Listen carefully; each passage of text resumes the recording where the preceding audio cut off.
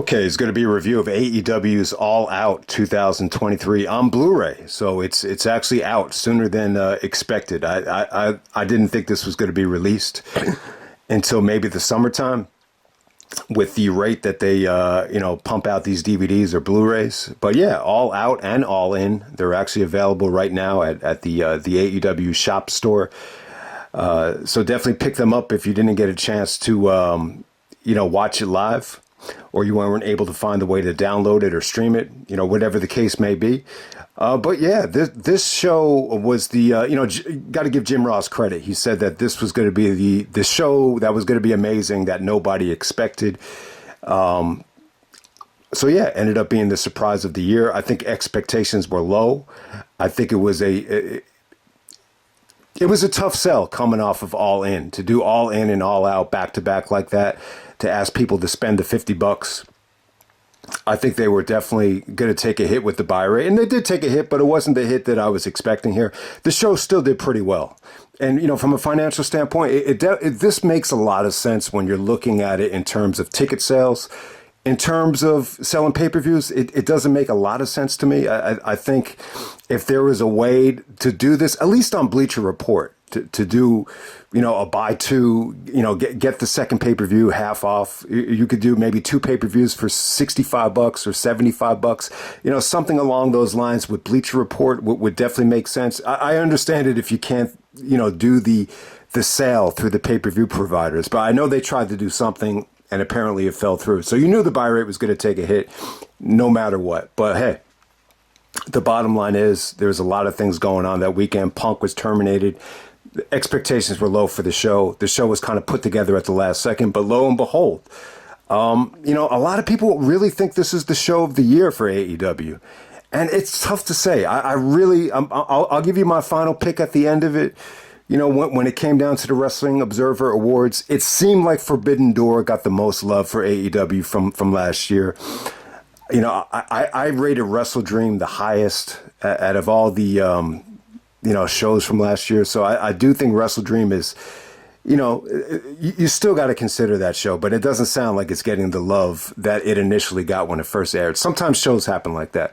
I think Revolution 2022 is another example of that. The show that you loved at first, but over time, it's just like, yeah, maybe it wasn't that great. But with All Out 2023, just kind of put together at the last second, but it felt like it flowed really well. It just felt like Tony Khan didn't overthink it. He just gave you the best wrestling show possible, and just a lot of stuff just turned out really, really well. It had a huge, backstage morale where people were just uplifted and were in good spirits. It's funny, I passed on the show. A lot of it had to do with I was making a move at the time. And it's expensive. It's expensive too.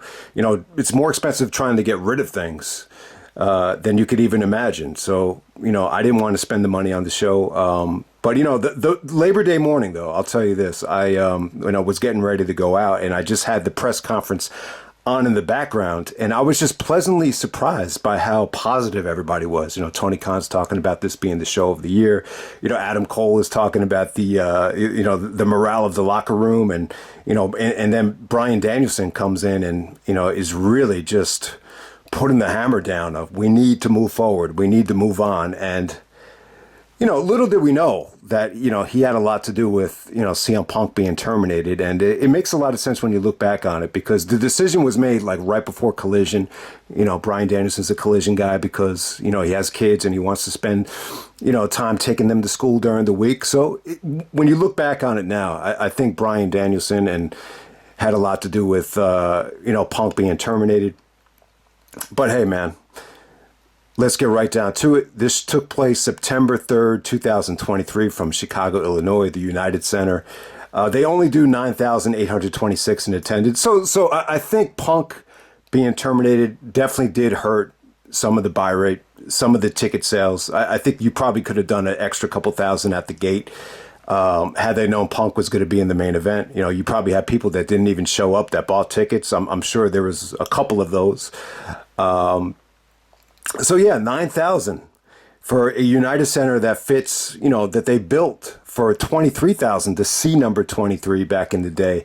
So yeah, not a great attendance. It's not even anywhere near the All In at the Sears Center. So, but hey, the buy rate is actually 100,000, which is not bad. 100,000. It's 75,000 less than All In. So you knew it was going to be down no matter what. Wembley, London. I mean that was going to be. I'm sorry, Wembley. In London, that was going to be, the buy rate of the year, no matter what, because of how hyped that show was. But I don't think this 100,000 number is bad. And, surprisingly, it's actually not the worst buy rate of the year. That was actually Wrestle Dream. So Wrestle Dream is very New Japan heavy. I think that had a lot to do with it. And, Wrestle Dream was kind of plugged in, in a spot where they don't traditionally have pay-per-views. So, I think Wrestle Dream did 96,000. This did 100,000. But hey, man, let's get right down to it. I got to say, I was really, and I felt bad looking back on it. I was going to pass on the show for a lot of different reasons, because of time issues, and because, I just didn't have the time to watch it. And, I just didn't want to spend the money on it because it's expensive. It's really expensive to move. So I was just like, man, the timing is just bad. And, Punk's not going to be on the show. This just felt like the right time to just pass on an AEW show for a lot of different reasons. But, I feel bad about it now because there's so many people that were like, where's your All Out review? And man, how come you passed up on this show? You had like multiple matches that, hit the 4-star level. This was probably the show of the year, underrated show, a slept on show. And so it really, really is funny. But hey, man,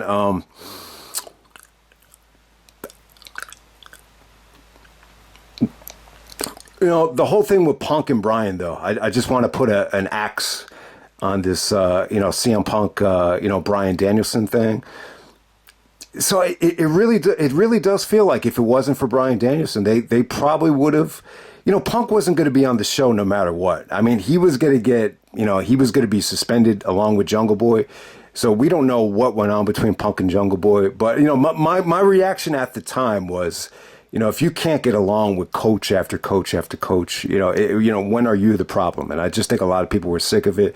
A lot of people were fed up with it. Even some of the fans in Chicago were a little bit anti-Punk here. Well, hey, I don't know. We'll never know exactly what happened between, Punk and Jungle Boy. But the bottom line is, I think people have this illusion that Bryan Danielson and CM Punk are best friends because they're from Ring of Honor. But when you look back on it, there's not a lot of history between Punk and Bryan. In Ring of Honor, there's really not. There's like one match from 2004. There's matches from FIP, but there's really not a lot of history. When someone asks Punk, what he thinks about the Ring of Honor Sinclair sale, he basically said that the people that made Ring of Honor what it was Samoa Joe, CM Punk, Gabe Sapolsky, and Homicide. He didn't name anybody else. And that is a direct shot at Bryan Danielson, because when you think of Ring of Honor, you think of Bryan Danielson. You think of his Ring of Honor world title reign. But Punk is under the influence that, if it wasn't for him, there'd be no Ring of Honor for Bryan Danielson to be coming back to and having that long, historic Ring of Honor title reign. It basically said the same thing about AJ Styles and Christopher Daniels when, the TNA thing kind of soothed over in 2005. So there you go with that. But hey, the Bryan stuff, it wasn't really going to affect this pay-per-view because Punk was going to be suspended no matter what. They probably would have gave Punk and Ricky Starks the main event here. But yeah, man, I mean, and I'm sorry if I'm going a little bit long here, but, you got to be a diehard AEW fan to even watch this video. So I'm going to take my time with it. I'm going to go all out on the All Out review in terms of, just trying to make this a little bit different and interesting. But it really is it's definitely an interesting show, and this is what I'm talking about. Where if you don't watch wrestling, sometimes you just miss out on how you can parallel it to certain things that happen in life. And it just seemed like, just from that press conference that I had on, it just seemed like everybody was uplifted. It just seemed like it was just such a wonderful night for everybody, just better than expected. Just kind of proof that sometimes you don't need a massive amount of build up just to put on a great wrestling show. Sometimes if you just, don't overthink it and just, pace the show, as good as you can. It just turned out really well. I just think the way Tony Khan booked this show was pretty much one of his crowning achievements. It just didn't feel like anything dragged here the way it normally does. Maybe Revolution 2022 would be an example of, a poorly paced, AEW show. But yeah, just the spirit of the company just felt huge on this night. And, just a quick little story before we get going with the review. It really reminded me of this incident that happened with my AAU team. And this was actually in June of '99. This is why I say June is like my favorite month ever, because you could, the days are so long. You get that sunlight in the morning. And, we were going to have these 3 games in one day. And, it was actually the assistant coach's son. He actually quit the team during the season. He went back to my old AAU team. When once again, the coach didn't want to play him. So then he came back again. And it just like nobody was like interested in playing with him. Nobody wanted to pass him the ball. And, we had like team meetings. You have parents fighting. The whole thing was just a joke. It was a mess. And then it was, and it's really, really funny. And sometimes you got to believe in divine intervention, because I just remember, really preparing hard, for this tournament. Like I was saying, it was June. So it was getting up early in the morning, just getting in these really just fun, awesome workouts in the middle of this nice weather. And it was funny. The very first game, like the first minute of the game, the referee actually takes this kid and just ejects him from the whole tournament. It was unbelievable. It was like something out of a movie, or just it's something from a higher power. I don't know what he did to the referee, but he pissed the referee off, and he just threw him out of the game, threw him out of the tournament, and it just uplifted the team. We had 7 guys. There was nothing like it. It was like, there was nothing like winning 3 games in one day with, some of your best friends. And I always say that's one of the best days of my life. I thought it was an awesome day. Him getting eliminated. See, if he didn't get ejected from that game, there's no way that the team would have had, that type of, attitude and morale throughout the rest of the rest of the day. So I just think it's kind of funny. And it kind of, this whole thing with Punk, being terminated, kind of reminded me of that. And it's no disrespect to CM Punk too, because, we don't know exactly what happened between him and, Jungle Boy. I'm assuming when Jungle Boy finished his match, he said something disrespectful to Punk when he was going to wrestle Joe at All In. So who knows what happened? With Jungle Boy is still in New Japan now. I don't know if he's ever coming back. But, that's a story for another day. But, hey, no disrespect to Punk, though. It's really, really interesting that, when Punk went to the WWE, the biggest concern was, is he going to get along with everybody? Is he going to end up fighting with everybody? But and when you look back on it now, I think just as much of the concern should be, is he going to get injured? Is his body going to break down? Someone said it has something to do with Punk being an atheist. It's karma for Punk being an atheist. I just think it has a lot to do with, Punk, taking all this time off for someone that's in their mid 40s. And then when they come back, they're thrown into the main event of All Out, or they're thrown into the last 2 guys of the Royal Rumble. It's a high pressure situation. I think what Punk needs to work on, though, is just stability. He needs to stabilize his body, just maybe tone up, maybe just build some, better core strength, better muscle strength. I don't know what it is, but, the fact that it's the same injury, back to back, the triceps tear, it just kind of leads you to believe, maybe something is wrong. But, I hope Punk does recover. I think he was kind of painted as the villain, the bad guy in the situation.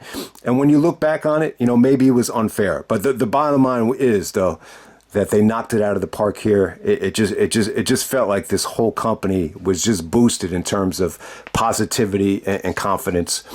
All right, so let's get right down to the review. Okay, first match of the night, we got Adam Cole and MJF. The name of the tag team was Better Than You, Baby. If you forgot about it, obviously Cole and MJF are at odds right now. Well, who knows if they'll ever come back to Cole and MJF down the road. We're still patiently awaiting the MJF return or contract decision, whatever the case may be. So you got Cole and MJF taking on the Dark Order of Alex Reynolds and John Silver for the ROH Tag Team Championship. This was pretty good. I mean, they actually did get more time here than some of their other ROH title matches. I didn't think it was bad. I mean, they kind of overbooked it, with the MJF injury. I don't know if they were selling the fact that MJF had the flu. They were comparing it to, Michael Jordan in Utah with the food poisoning game, which, didn't make a lot of sense. I know they're in the United Center and they were wearing the number 23 jerseys, but I mean, it was cool. It was really good. I think the Dark Order was great. They have some of those beautiful, spinning heel kick into the German suplex spots from Reynolds and Silver. Silver's really a pit bull. I really enjoy his work.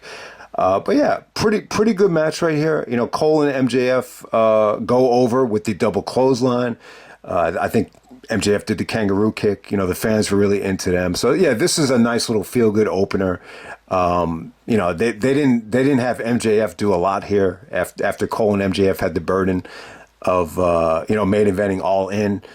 But hey, man, Cole was really classy in the press conference. I think they wanted him to say something bad about CM Punk, and he just wasn't biting. He really just he gave some picture perfect company spokesman type of sound bites about the morale of the locker room and moving forward. He came off good.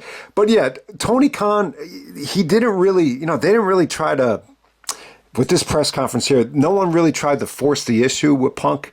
Anytime something controversial came up, Tony Khan just kind of tried to, go in depth about, the success of the company. This is the biggest week of the company in terms of ticket sales. He really tried to just put a positive spin on everything, which, was probably nauseating for some people. But I like Tony Khan, though. I think he's a great guy. I think he's a nice guy. I think he really just, he really just loves to put on, great wrestling shows. But, the side effect is sometimes being a nice guy, is tough. It's tough to be a nice guy and run a wrestling company. That's one of the things about Vince. And I hate to bring up Vince's name, but, the fact that Vince is an evil guy or really just not that great of a guy in real life, maybe that's why he made such a great heel. And maybe that's why he made for such a great owner. In terms of being a profitable organization. But hey, I'm rooting for Tony Khan, though, no matter what people say about him. But hey, man, I thought this is a fun little opener there. Still the ROH World Tag Team Champions at the time, Cole and MJF. All right, next we have Samoa Joe taking on Shane Taylor. This is for the ROH Television Championship. All right, so this was cool. And I think this is one of the reasons why the show was pretty good. You kind of gave us some little treats in the beginning of the show that really didn't overstay its welcome. So this is a very, dominant performance from Joe. Not a lot of people really knew who Shane Taylor was. This is probably the biggest match of his life to get on an AEW pay-per-view. But, it's a hell of a matchup. Shane is someone that could actually match Joe in terms of size, in terms of body fat, in terms of weight. So it definitely made a lot of sense. I think Excalibur called it a Donnybrook of a fight. But yeah, Joe goes over in convincing fashion with the Chiquita clutch. They want to build up Joe for Grand Slam. You did see Joe and MJF interact. Joe actually, gives MJF a shoulder rub as he comes out, and, MJF, jumps into the ring. So, hey, I had no idea that they had a, world title reign in store for Joe. It just seemed like at this time, even before Grand Slam here, like it just really, really felt like Joe was going to take a back seat in AEW. Maybe he's just going to be an ROH, mid-card guy. So to think that he goes from that to being AEW champion, it's a tremendous jump. But hey, man, I think Joe has really healed up. I think Joe feels a lot better, and I think he's ready to go on a tear right now. I haven't seen everything leading up to Revolution, but I'm really pleasantly surprised with the way Joe has been booked in AEW so far. I think Tony Khan has probably done the best job of booking Joe since Gabe Sapolsky. I think easily. I think that's common knowledge. Obviously WWE, I think they were always, a little bit skeptical about Samoa Joe, because of, the way Vince looks at, fatter guys. And then obviously it's well documented that, TNA, dropped the ball with Joe after, initially I think they did a good job with Joe, but everybody is just so negative about the way they booked Joe, especially after Kurt Angle joined the company. So Joe goes over Shane Taylor, probably one of the weaker things of the night, but one of the things about this show is it felt like the undercard moved quickly, which is good. All right, next up we have Luchasaurus with Christian Cage, taking on Darby Allin with Nick Wayne. This is a singles match for the AEW TNT Championship. So even though Luchasaurus is the champion, Christian Cage is, caressing the title, on the outside and even at the press conference here. And it's funny, like during the press conference, Christian was actually at the press conference. I don't know why. It's funny because Christian was in character, the press was not interested in asking Christian any questions. All the questions were directed at Tony Khan about, non-wrestling things or things not related to Christian. And you could just tell Christian was a little bit, pissed. They did ask him about Adam Copeland, better known as Edge. And, Christian just tried to downplay it. But yeah, that just shows you how locked in Christian was at that time. But Luchasaurus and Darby, I thought it was a hell of a match. I think this is probably Luchasaurus' best match in AEW so far. Darby just took a lot of punishment here. Some of the stuff that Luchasaurus did with the steel steps, stepping on the steel steps as the edges of the steps are digging into Darby's back. I thought that was sick. Darby just took some, tremendous border tosses from Luchasaurus. Pretty good stuff here. I got to say, this was just a lot of fun. Luchasaurus is a hell of a talent. If you could look beyond the mask, he really is a talented big man. I think that's one of the reasons why Edge and Christian have been so complimentary of him. He's really a good big man worker. The question is, would unmasking Luchasaurus, be a smart move down the road? I don't know. I don't know if unmasking Luchasaurus would have the same effect that it had with Kane. But I think down the road, it might be something to think about because I definitely think the mask kind of hurts him, especially with this AEW fan base that really caters to more of an adult audience that's no nonsense. Luchasaurus is very much, Kane-like in terms of the,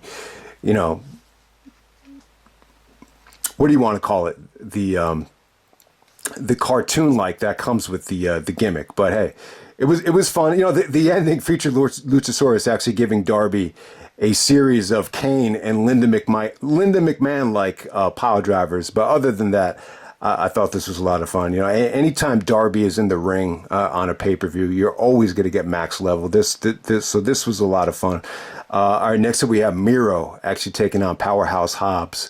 Really, really good, man. The surprise of the night. I think that's one of the great things about this pay-per-view was, a lot of the guys that kind of got snubbed from the All In show were allowed to just go out here and deliver.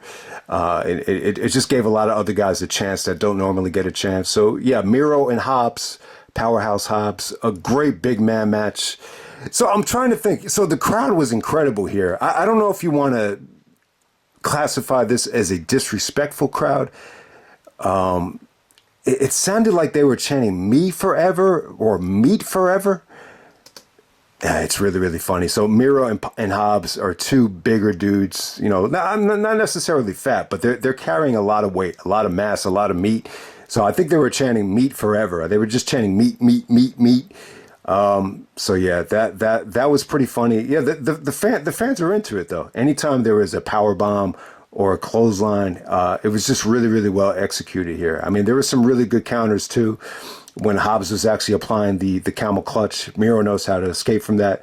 The fans were really into Miro when he did the game over, to set up the finish. I thought the tap out was good though. I think they did a good job with it. Miro locked it in. Hobbs tried to adjust it at the last second, but he still taps. It looks like there's going to be a code of honor, but then Powerhouse, clocks Miro from behind, and then we get CJ coming out there. CJ, I was going to say CJ Fly or CJ Miles or CJ McCollum, but no, she's going by CJ now. She's formerly known as Lana. I mean, I think at the time it was a nice little surprise, but Miro is just not having it.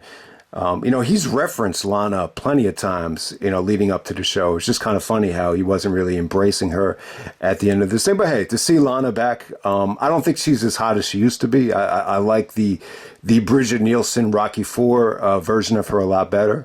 But hey, Miro and Powerhouse Hobbs, they built this up quite nicely with the contract signing at All In, and they were able to follow it up and just deliver a quality match right here. So yeah, another good performance from Miro. I mean, Miro's run in AEW so far, it's been pretty damn good. It just hasn't been consistent. He had the really good opener with Eddie Kingston. The match with Danielson was, pretty underrated as well. But, it just seems like he's just gone stretches without being involved or being a cohesive part of the roster. I think a lot of it has to do with injury. But, to me, this was Hobbs' best performance. This blows away, his Grand Slam matches. He was booked in some really big matches at Grand Slam against Punk. And he actually main evented Grand Slam the next year against Ricky Starks, which was just kind of a burden, to main event that show. But hey, this was probably the best performance of Hobbs' life. He's a great big man. This was definitely just a nice showcase, for both guys to showcase their powerful skills. All right, next up we have Kris Statlander taking on Ruby Soho. Soraya's out there on Ruby Soho's side. For the AEW TBS Championship. Another good performance from Statlander. JR was on commentary here, and he was just trying to put over the fact that, she is a, powerful, muscular, large woman. And he doesn't mean that in a disrespectful way. And I kind of know what JR is saying, and it kind of hit me. Kris Statlander really reminds me of, a Sarah Del Rey. Where maybe she's a little bit, thicker and a little bit more powerful than your normal girl. But she's just really, really good. What she does well, she does very, very well. She's just really good at suplexing. She knows how to, her execution is just second to none in terms of, a female delivering, sweet execution on a power bomb or a suplex.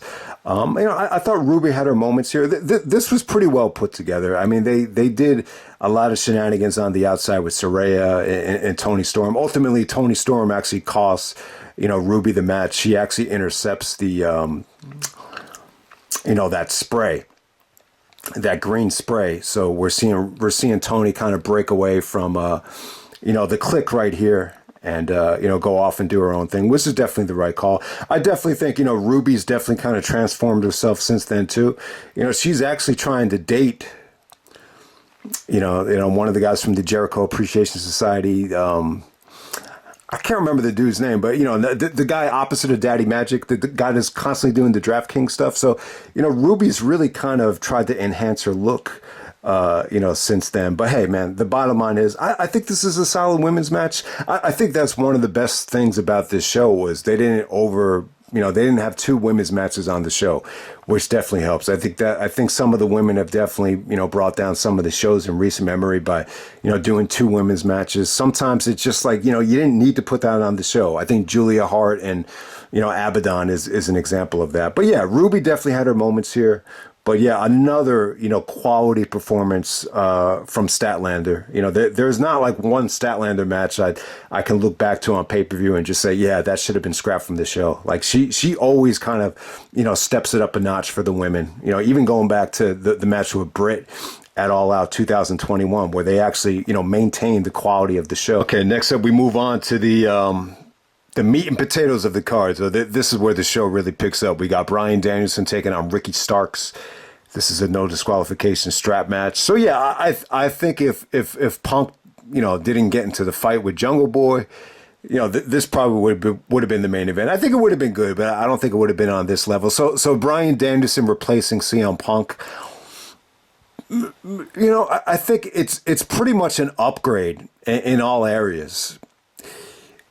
The only exception would be a box office attraction with mainstream fans. I think Danielson it's funny. I think Danielson is actually a bigger draw than Punk in terms of like a hardcore, diehard independent wrestling fan base. I would say Bryan is probably the bigger draw if you're just trying to appeal to a smaller fan base. But, Punk is probably the overall bigger draw in terms of like, mainstream fans, at least in Chicago. But hey, man, I don't want to take away from the match, though. The match was pretty awesome. Steamboat being involved here, it was cool because you could say, Ricky wanted to have a match with the Dragon, and then you bring out the American Dragon, Bryan Danielson. Steamboat on commentary here, there was a lot of awkward things, they actually brought out the Final Countdown music. And Steamboat is actually trying to say stuff while Final Countdown is, trying to be played. So you want to let that sink in too. I don't think Steamboat really understood the importance of the theme song. But hey, bringing out Final Countdown, it really, it wasn't necessarily a surprise that Danielson was going to be on the show. If you didn't watch Collision, it was probably more of a surprise. So it shocked the shit out of me because I think I missed Collision. So it was a huge surprise that Danielson was able to come back this early. The Final Countdown stuff worked really, really well because they're in Chicago, and I think that's the mistake that Punk made, trying to use the ROH theme in Orlando. In certain situations, you got to anticipate, a lackluster reaction. The Toronto, using the Final Countdown in Toronto for Forbidden Door, it was good, but it wasn't this though. I think this was the best reaction that, an old school ROH theme got. Danielson has a history of classics, in Chicago over the years as ROH champion. So it went over really, really well. And even the ending with him and Steamboat celebrating, it was cool. It was awesome. And, Tony Khan even touched on the fact that, he doesn't mind paying a rights fee to use the music. And it actually helps, the artist as well, because he noticed, when they used it at Forbidden Door, the single actually charted even higher or a lot higher. And so it's beneficial for the artist as well. So yeah, I would love for them to keep doing this. And it's kind of funny, you think about it. And that's probably the biggest incentive to keep, the Ring of Honor DVDs is, I don't want to say that they illegally, use that music, because those DVDs didn't get, major distribution. But hey, man, it was cool that they used the Final Countdown theme. I want to credit Danielson for coming back early.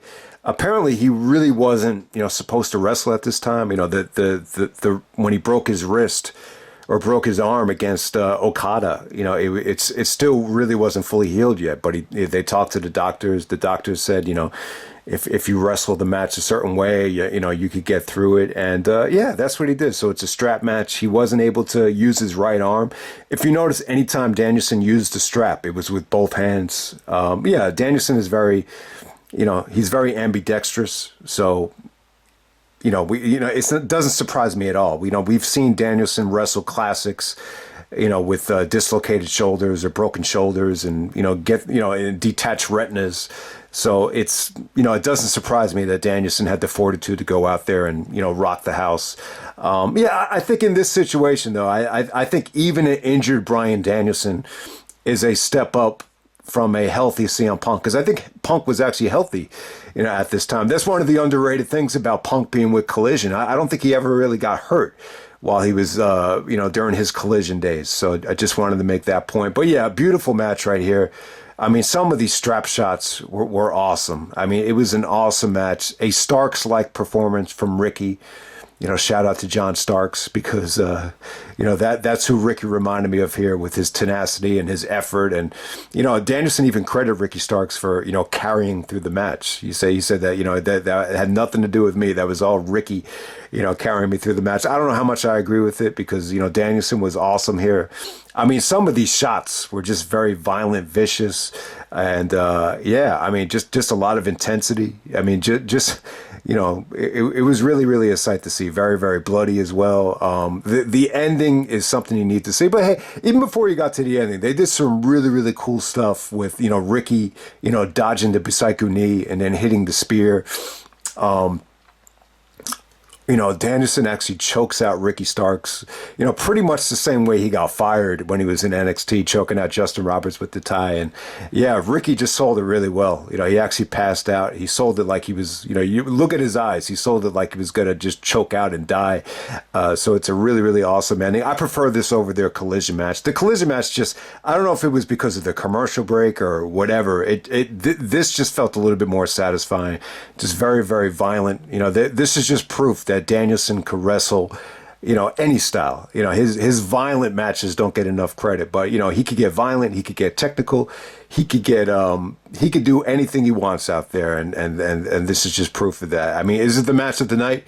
Even Jim Cornette, who and this is why you can't listen to Jim Cornette's AEW shows, because they're just gonna fuck up the review. So that's why I try to stay away from making his countering his arguments and stuff like that. But the bottom line is, even Jim Cornette was pretty impressed by this match. Personally, his match of the night. I don't know if I would say match of the night. I think that's the great thing about this show. You could go match of the night 4 or 5 different ways, and that's proof that this was a really, really great show. So Bryan over Ricky Starks, one of the biggest surprises of the year, no doubt about it. A breakout performance from Ricky right there.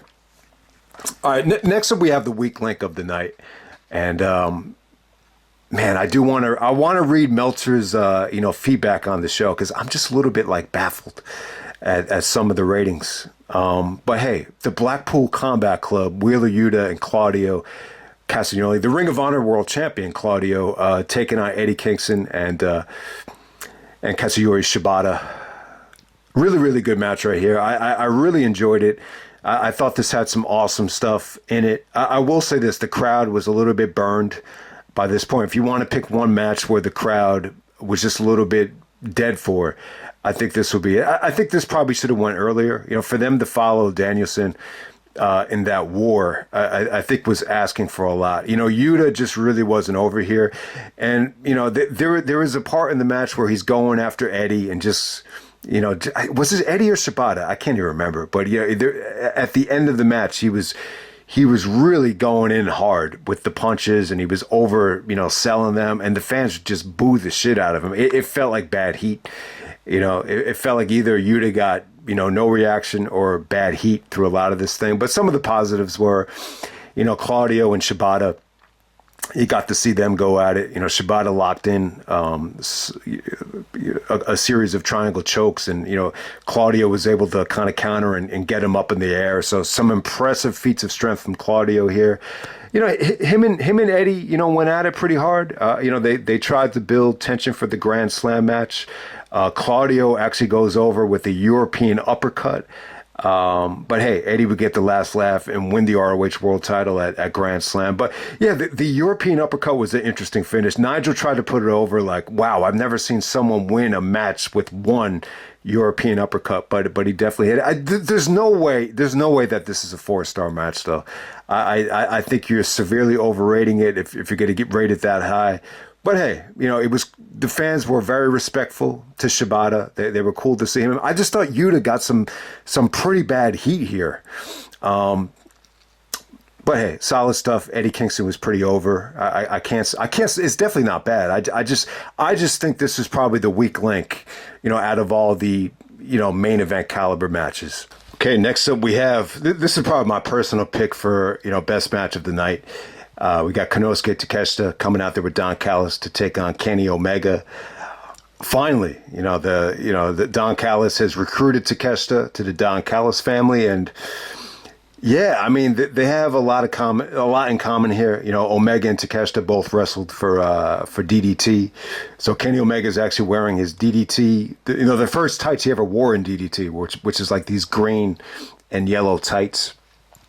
They even talked about Takeshita's first match in DDT was against Sami Zayn, El Generico. So finally, one-on-one, Takeshita and Omega. Was it the classic that we were expecting? I thought it was pretty damn good. I thought it was amazing. I wouldn't say this is a 5-star classic. I think Meltzer gave it 5 stars. I just think Meltzer has a hard-on for the Kenny Omega and the Elite and the Bucks. Yeah, that's kind of pushing it, but I still thought it was match of the night. I still loved the match. Yeah, it was pretty awesome. Callis was at ringside. He definitely played a role in the match with the screwdriver, but there was a beautiful spot where he set up a whole bunch of chairs on Omega's core, and Takeshita basically does a helo or a senton helo on the set of chairs. Maybe Omega wishes he could get that bump back. He had to get the hernia surgery, before this, but, ultimately that led to the diverticulitis. So hopefully Kenny Omega's okay. But I thought Omega's performance here was great. I thought this was awesome. This had everything. This had violent V triggers. This had tremendous lariats from Takeshita. It kind of reminded me, like, Takeshita and Omega, their movesets are very similar. Takeshita does the, very, very violent looking, running knee trigger. And he's just really, really good at, playing off of Kenny Omega's moveset with the, he countered the one-winged angel. I thought that came off great. There was actually a counter of the one-winged angel into a blue thunder driver off the top rope. I mean, the fans booed like crazy when Omega, when he did counter the one-winged angel, because that one-winged angel off the top rope would have been amazing. I think Omega actually did do that to Christian at All Out a couple years ago, but yeah, beautiful stuff here. Takeshita actually countered a roll-up into a deadlift German suplex. The wheel, it was like a wheelbarrow deadlift German from Takeshita. I thought that was beautiful. Tremendous, execution on the lariats from Takeshita. It was just a beautiful match to watch. Yeah, I thought Omega looked great here. I mean, it was really, really good stuff. But ultimately, it ended up being Don Callis. He brings out the screwdriver. Kenny Omega sees it. He's trying to attack Takeshita with it. Takeshita actually, Callis actually directs Takeshita, get the referee's attention. So that kind of opens the door up for Takeshita to, win the match. I believe he actually wins with a violent looking V trigger, right to Kenny Omega's temple to get the victory. So yeah, it was pretty awesome, man. I love the combination. This got the right amount of time. They went pretty late in the show. Like I was under the impression that this went early, but considering how late that they went, I think the crowd was pretty damn good I think the crowd was awesome for this whole show. I think they were pretty damn good, especially considering the fact that, Punk isn't there, and you didn't have a big time AEW championship match in the main event. So yeah, Takeshita and Omega, I would love to see a rematch. I thought this probably should have happened at All In, but you got to see it at All Out, and yeah, I thought this was probably the match that had the most replay value, out of anything on this show. So get well wishes to Kenny Omega. Hopefully Omega maybe makes a return by Revolution. I'm not sure how long it would take to get over the diverticulitis surgery. I mean, it's really fucking serious, but I just don't think this is going to be like a year ender, or anything like that. All right, next up we have, Bullet Club Gold, Jay White, Juice Robinson, and the Gun Club taking on FTR and the Young Bucks. This is an 8-man tag match. Pretty damn cool environment right here. So you get the Bucks teaming up with FTR after the trilogy is fully wrapped up. Bullet Club Gold, man. So, you haven't seen Juice Robinson in a while since this show. But yeah, Juice really stole the show here in terms of theatrics and showing a lot of personality and a lot of charisma. I think Nigel actually said they broke the mold when they created Juice Robinson. So that's what really stood out here. But yeah, the fans were incredible here. This definitely had a mixed reaction. Lots of Young Bucks chants, lots of CM Punk chants. A lot of the CM Punk chants were drowned out. The Bucks would interact with the crowd. There's several people in the crowd doing the CM Punk straight edge symbol. There was a lot of fans in the sign. There was a lot of signs in the crowd too. One fan had a sign that said, "Can we all just get along?" The other one was Tony Khan cured cancer, and someone had a sign that said, "We won't miss you, Phil." So clearly a divided crowd, and the Bucks were good though. The Bucks really were very animated here. You know, they played to the crowd. They got a little bit of heat. They got a little bit of cheers. There were some Young Bucks chants.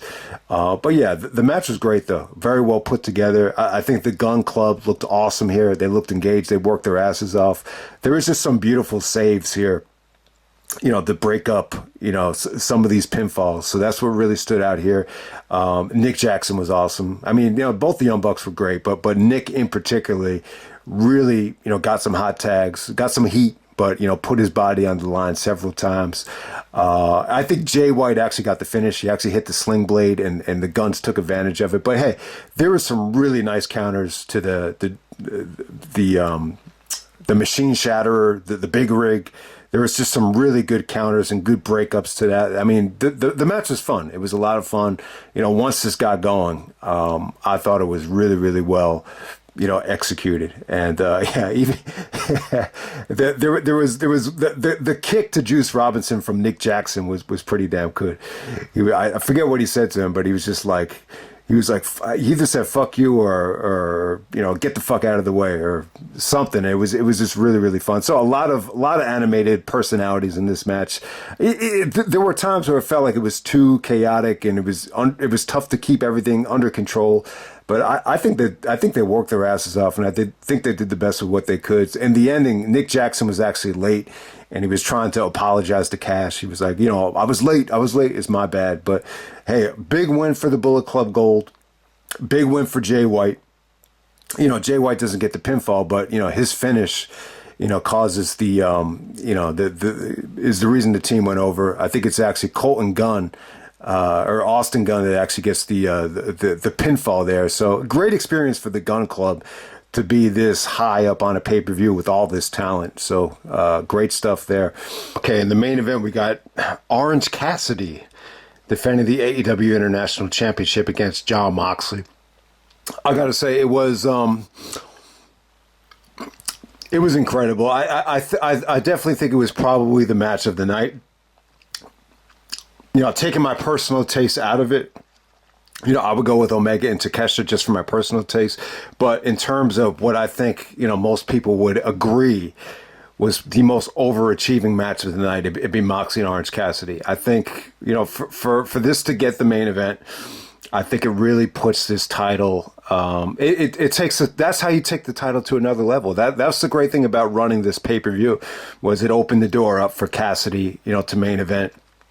And to give this title the respect, you know, that it deserves. So, yeah, I thought it was great. I mean, it was, you know, Moxley's performance here was awesome. He came off like a badass, not necessarily a heel, but just he came off like a badass. He basically just came off like he was the superior of the two in terms of, you know, size, strength, experience, brutality, and, you know, Cassidy's just trying to put up a fight, you know, the whole way. And yeah, I mean, it really give Cassidy credit. I mean, a lot of guys have, you know, mixed feelings on the gimmick, and, you know, I think when a lot of people saw this main event on paper, you probably thought it was skippable, but this is just proof that Cassidy can deliver, you know, in big spots. I mean, look, he stole the show at Forbidden Door against Ospreay. You know, I think a lot of people thought that was the match of the night.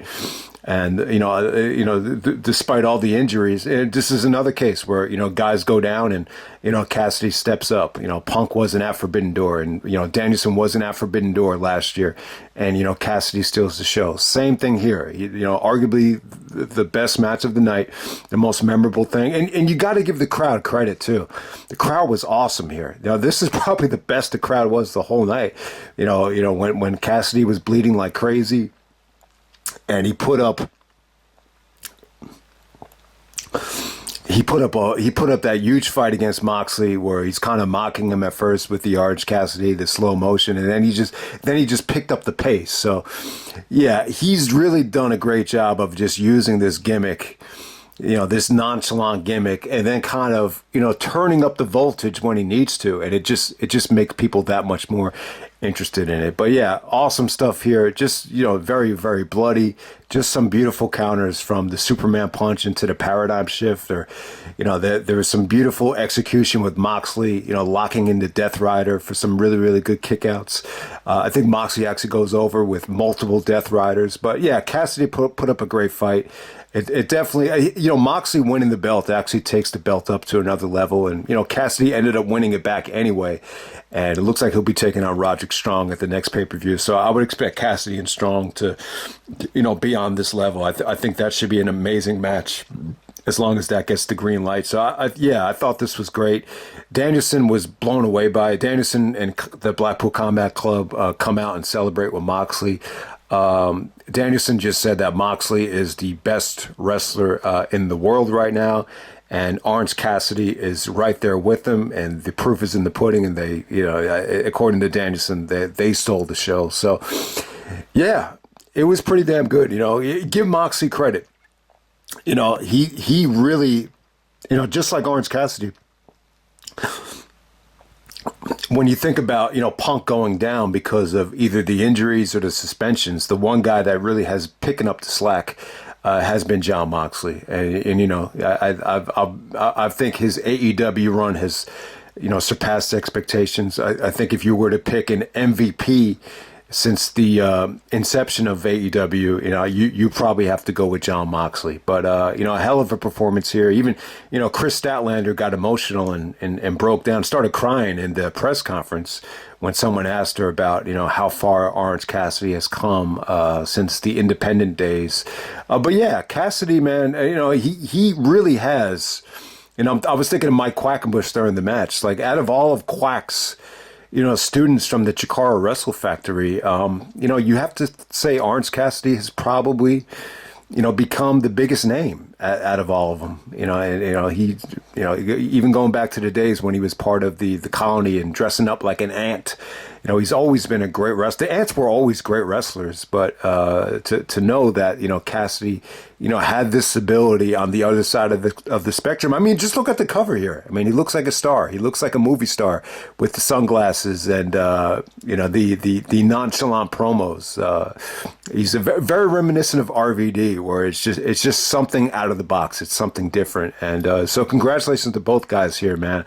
I thought this was an awesome main event. You could just tell it's an awesome match just from, watching the highlights too. So awesome match. Moxley wins the belt here.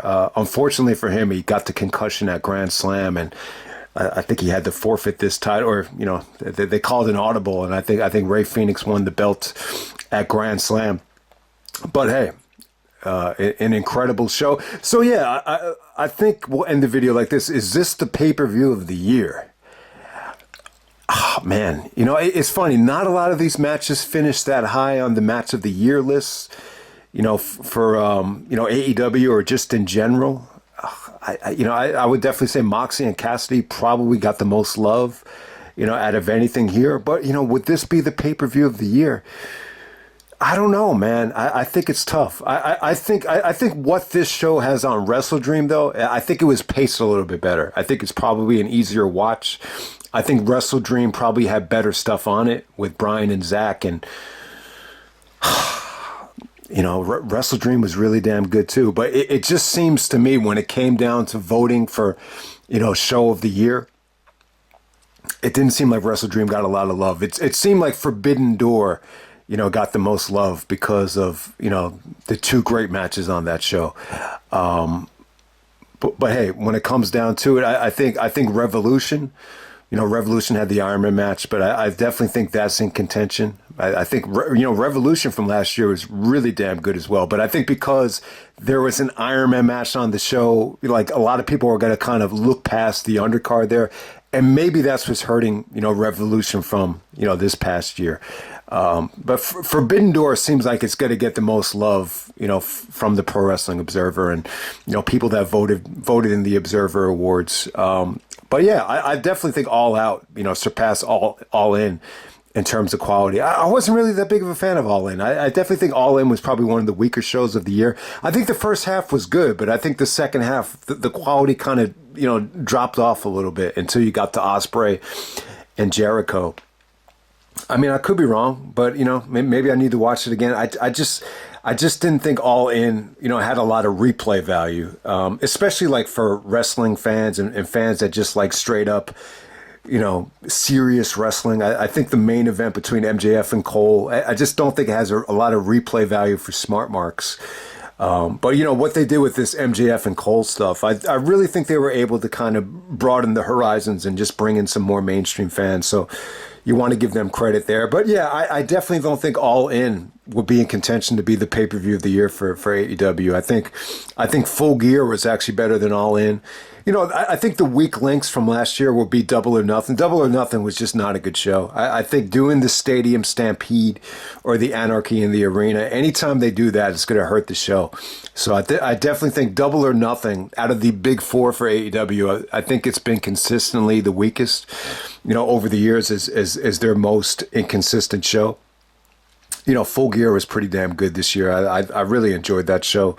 World's End was kind of weird. They probably should have, tweaked it a little bit. But hey, I think more than anything, World's End was very eventful in terms of some of the non-wrestling angles. So I think World's End was pretty damn good. I definitely wouldn't say World's End was the weakest show of the year, but it definitely wouldn't be, the best pure wrestling show of the year. So when it comes right down to it, I think it's going to be a battle between Forbidden Door, All Out, and Wrestle Dream and Revolution for, best pay-per-view from last year. If you want to incorporate WWE stuff, you probably have to throw in WrestleMania. And I would say, yeah, WrestleMania and Survivor Series would definitely be in contention from the WWE.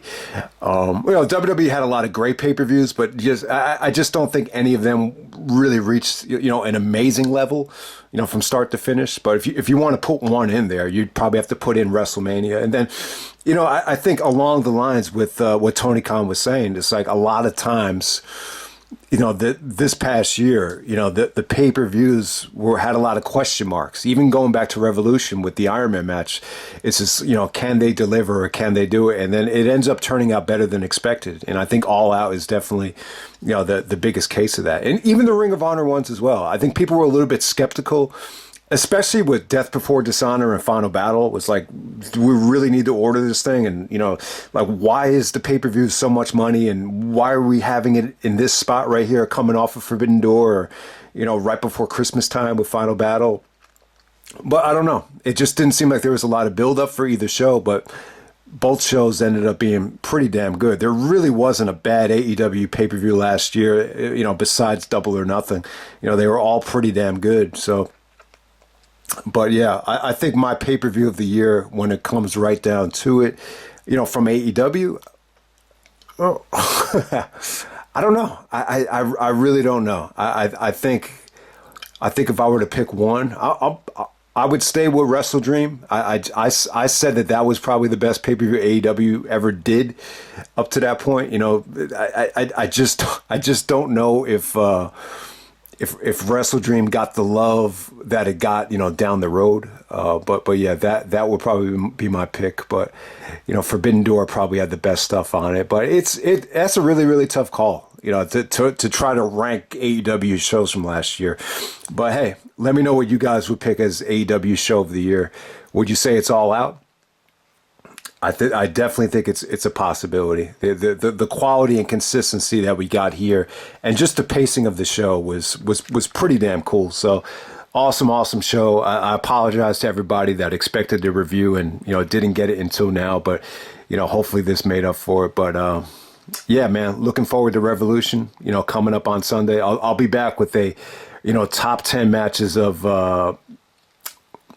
the year for AEW so far, and then we'll do a Revolution preview, and it should definitely be an awesome pay-per-view. I mean, I'm not going to compare it to Elimination Chamber. Elimination Chamber was what it was.